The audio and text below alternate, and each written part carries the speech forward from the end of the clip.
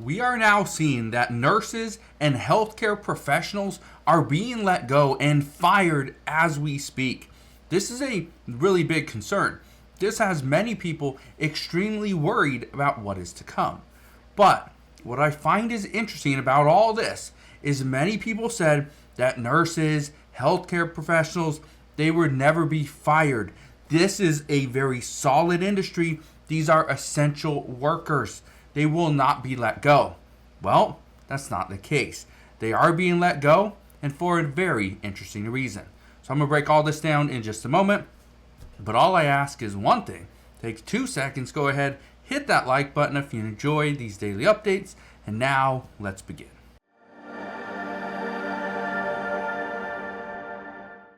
So what is going on with the healthcare industry? Why are so many people being fired? Why is the industry changing? Well, just look at this. This says medtech firms have cut more than 14,000 jobs in the past 18 months. Goes on to say diagnostics is the largest industry representative in the data with more than 5,000 affected positions. Now, why are we addressing this? Why is this such a big issue? Well, for one main reason. This industry was supposed to be secure. This was an industry that we wouldn't see the mass layoffs. Well, that's happening, and for many reasons, but one main one. I'm going to touch on that in just a moment. But look at this right here. It says mass layoffs in U.S. healthcare industry carried out to maximize profits. That's the key. They want to maximize profits, and this is why I think it's very interesting. Because people came out and saying that the healthcare industry is essential. These are essential workers. If anything, they should be adding more because of all the stuff we have going on. Because of all the different viruses and infections and diseases and everything in between. But here's what you need to know. A hospital and a clinic is still a business. These are businesses that must turn a profit. In most cases, they have to answer to a board of directors. And so again, they have to make money. I want to show you a couple things though. We are seeing a lot of layoffs. Okay, just look at this. Here are some of the layoffs. BioMarin Pharmaceuticals is laying off about 225 employees. Says this follows the company's recent decision to cut back on marketing of its gene therapy Roctavian and eliminate certain research programs. Blue Cross Blue Shield of Michigan laid off 64 employees. The company attributed the job cuts to cost pressures, particularly from care utilization and drug claims. Got Texas Children's laid off about 1,000 people, which is around 5% of its workforce. Says the health system suffered an almost $200 million operating income loss during the first half of the current fiscal year. And Steward Healthcare is laying off more than 1,200 workers as a result of the closures of 2 of its hospitals in Massachusetts. Now, I want to read you a comment. This comment that I'm going to read you, this is something that many people have probably seen if you've been to a clinic or a hospital just recently. But listen to this, okay? Now, I was having a conversation with somebody just recently on one of the community members, and they were telling me that they worked at this healthcare facility for some time. But I asked them how things are going. Are we going to see layoffs, all this stuff? Here's their response. This person says, and I'm not gonna tell you the place where they work, okay, just for their safety. But it says, to be honest, nobody likes the path we are headed towards. I have worked in healthcare for 27 years, and I've seen much of the advancement, but it's going more towards computers and AI than anything else. Here's an example. Our patient access representative aren't human anymore. A patient access representative, according to, based off my research, is the first point of contact when you walk into a hospital or clinic. But it says, our patient access representatives aren't human anymore. When you first come into the hospital, you are greeted by a person and then directed towards a kiosk where you can input all your information. It will scan your ID, scan your insurance card, and get all the upfront data. Then that person will eventually come out and check your vitals, take your weight, and check for height. For every one kiosk we added, it took the job of 2 people. So they added kiosks into this hospital, and it took 2 people away.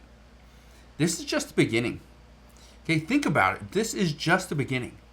What if you didn't need people in surgery, surgery assistants? Again, I'm not a healthcare professional. I have no clue what they're called. They probably have a better name. But let's say they're the people handing the surgeons scalpels and doing some of the assistance and blotting the blood, whatever, right? Cauterizing things. What if you didn't need an actual person? What if there's a robot there that could do all the stuff? Okay, because AI. Because it just knew, okay, yep, there's blood right there. This is what we're doing, and it's gonna go in and suck it up. It's gonna go in so the surgeon can see what he's doing or she's doing. This is again just the beginning. What if we don't need people? And I've seen this more locally as well, where we aren't seeing when you go into, let's say, the cafeteria at a hospital. You don't see 15 people down there serving you, cleaning up the tables. What you see now is you see a little robot going around all the tables, sweeping and mopping the floors. Right? That's what you see. You also see, instead of somebody there ringing up your order, checking you out, there's a little machine, right? It's self-checkout. Everything, you ring it up and you pay for it, and you go. Okay? Things like that. Somebody coming in and picking up the trash. No. Now they have little trash compactors where you put your trash in, it compacts everything down, and so you don't need somebody taking out the trash every hour. No, you just come in about once every day and you empty the big box or bucket and you're good to go. So you don't need 2 janitors working all day. You can just have one coming in, checking, all right, going on about their day. That's what we're seeing.